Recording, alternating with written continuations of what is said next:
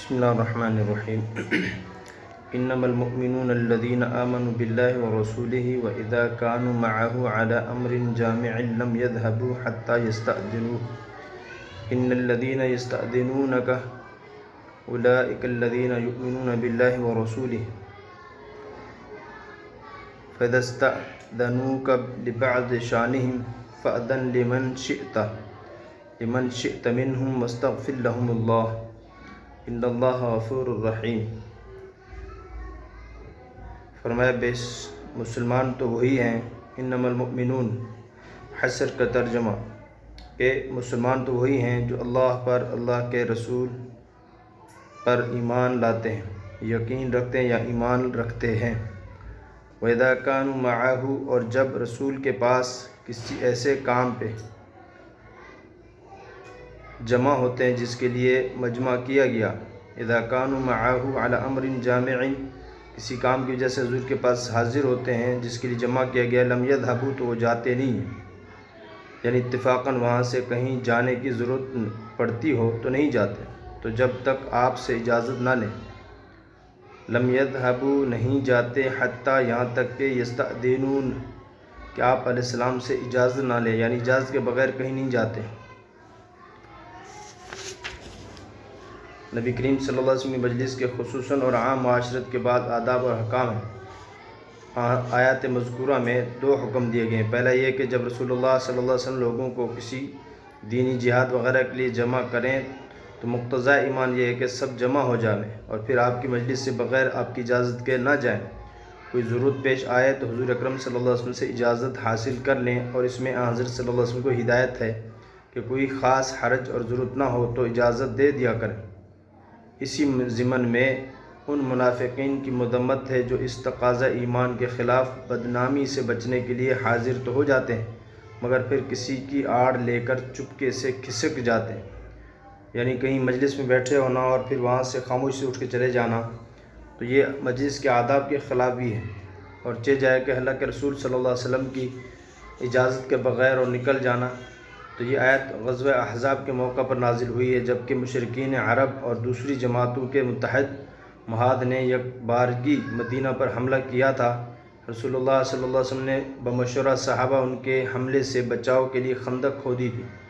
اسی لیے اس جہاد کو غزوہ خندق بھی کہا جاتا ہے۔ یہ غزوہ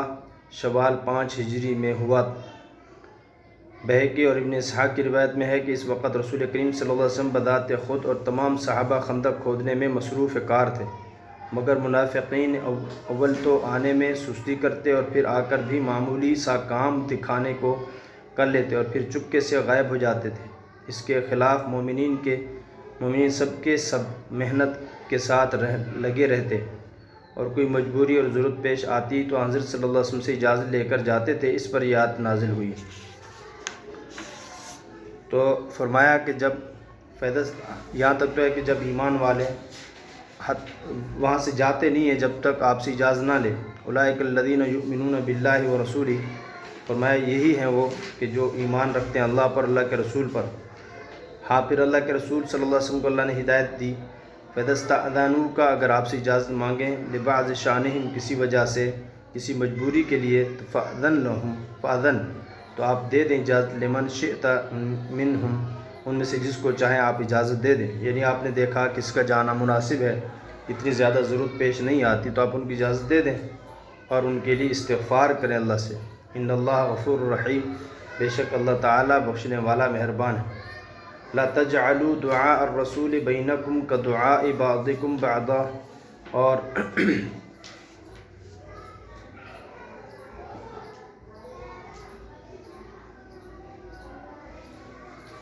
کہ اللہ کے رسول صلی اللہ علیہ وسلم کو نہ بلاؤ۔ لا تجعلوا دعاء الرسول، اللہ کے رسول کو بلانا ایسا نہ ہو جیسے تمہارے درمیان ایک دوسرے کو بلاتے ہو، یعنی عام لوگوں کی طرح کہہ کر نام لے کر یا ایسا کرنا یہ ٹھیک نہیں ہے۔ اللہ کے رسول صلی اللہ علیہ وسلم کو ادب کے ساتھ بلانا۔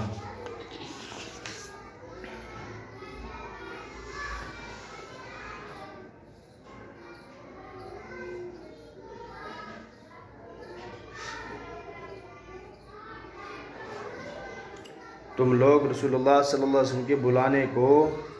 ایسا معمولی بلانا مت سمجھو جیسا تم میں ایک دوسرے کو بلانا، یعنی اللہ کے رسول جب تمہیں بلائیں تو اس کو اہمیت دینا، اللہ کے رسول جب بلائیں تو اس کو اہمیت دینا تو اس کو کہ چاہے آیا یا نہ آیا، پھر آ کر بھی جب تک چاہا بیٹھا، جب چاہا اٹھ کر بے اجازت چل دیا، تو رسول کا بلانا ایسا نہیں بلکہ ان کے اس حکم کی تعمیل واجب ہے، اور بے اجازت واپس جانا حرام۔ اور تو آپ نے جب بلایا تو اس کو لوگوں کی طرح نہیں سمجھنا کہ جیسے لوگوں ایک دوسرے بلاتے ہیں، آ گیا ٹھیک ہے، نہیں ہے تو چلو آ گیا بیٹھ گیا پھر اٹھ کے چلا گیا، تو ایسا نہیں ہے، بلکہ کیا ہے کہ ان کے جو بلانا ہے وہ بھی واجب، اس کا جواب دینا، یعنی ان کو حکم کی تعمیل کرنا، اور اس وقت تک اٹھ کے جانا ٹھیک نہیں ہے جب تک آپ سے اجازت نہ لیں یا آپ اجازت نہ دیں، مجلس برخاست نہ ہو۔ تو کیا فرمایا لا تجعلوا دعاء الرسول، کہ اللہ کے رسول صلی اللہ علیہ وسلم کو بلانا کا تمہیں بلانا، یہ جو بلانا ہے اس کو آپس میں ایسا نہ سمجھو جیسے کہ تم میں سے بعض کو بلاتے ہیں۔ قد يعلم الله الذين يتسللون منكم لواذا، تو فرمایا کہ تحقیق اللہ تعالیٰ جانتا ہے ان لوگوں کو، تم میں سے ان لوگوں کو جو سٹک جاتے ہیں آنکھ بچا کر، یعنی چھپ جاتے ایک طرف ہو جاتے ہیں۔ فَلْيَحْذَرِ الَّذِينَ يُخَالِفُونَ عَنْ أَمْرِهِ أَن تُصِيبَهُمْ فِتْنَةٌ أَوْ يُصِيبَهُمْ عَذَابٌ أَلِيمٌ، اور چاہیے فَلْيَحْذَرِ الَّذِينَ، تو ڈرتے رہیں وہ لوگ، چاہیے کہ ڈرتے رہیں وہ لوگ جو خلاف کرتے ہیں آپ کے حکم کی۔ کس بات سے ڈرتے رہیں؟ ان تصیبہم، اس بات سے ڈرتے رہیں کہ آ پڑے ان پر فتنۃ، ایک خرابی، آزمائش، اور یصیبہم عذاب علیم، یا دردناک عذاب۔ سمجھ آ رہی کہ جو اللہ کے رسول صلی اللہ علیہ وسلم کے حکم کی تعمیل نہیں کرتے، مخالفت کرتے ہیں، تو ایسے لوگوں کو ڈرنا چاہیے اس بات سے کہ اس مخالفت کی وجہ سے، حکم کے خلاف کرنے کی وجہ سے ان پر کوئی خرابی آ جائے یا کوئی دردناک عذاب آ جائے۔ الا ان للہ ما فی السماوات والارض، غور سے سنو، بے شک جو کچھ آسمانوں میں اور زمین میں وہ صرف اللہ کا ہے۔ قد یعلم ما انتم علیہ، اس کو معلوم ہے جس حال پر تم ہو۔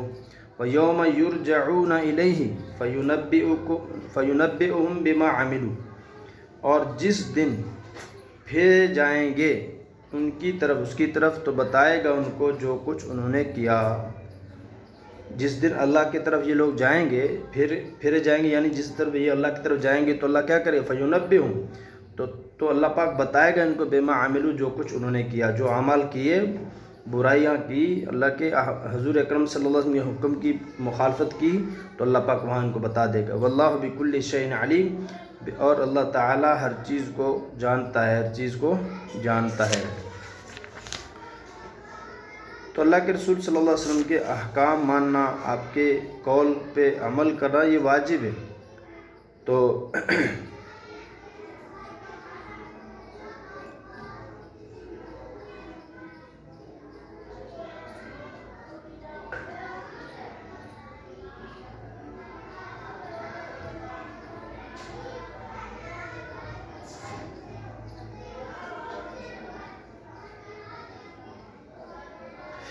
ایک تو یہ تھا ترجمہ جو کر دیا کہ اللہ کا رسول جب کسی حکم کے لیے بلائیں، کسی کام کے لیے، تو آپ کو آ جانا چاہیے اور آپ کے حکم کی مخالفت بھی نہ کریں، اور آپ وہاں بیٹھے رہیں جب تک آپ مجلس برخاست نہ ہو، یہاں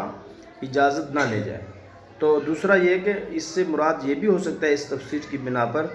قرطبی وغیرہ نے نقل کیا، دعا الرسول سے مراد لوگوں کا رسول اللہ صلی اللہ علیہ وسلم کو کسی کام کے لیے پکارنا اور بلانا۔ ایک تو نا کہ اللہ کے رسول کا تمہیں بلانا، یہ کوئی عام بلانا نہیں ہے، حکم ہے، واجب ہے، اور اس وقت تک مجلس میں بیٹھے رہنا۔ دوسرا یہ بھی بعض حضرات کہتے ہیں یہ ہے کہ آپ کو ایسے بلانا، پکارنا جیسے ایک دوسرے کو پکارتے ہو، بھائی ادھر آ، یہ کام کر لے۔ اللہ کے رسول صلی اللہ علیہ وسلم کو ایسے مخاطب کرنا تو عام لوگوں کی طرح آپ کا نام لے کر یا محمد نہ کہو، بے ادبی ہے، بلکہ تعظیمی القاب کے ساتھ یا رسول اللہ، یا نبی اللہ وغیرہ کہا کرو۔ اس کا حاصل رسول اللہ صلی اللہ علیہ وسلم کی تعظیم اور توقیر کا مسلمان پر واجب ہونا،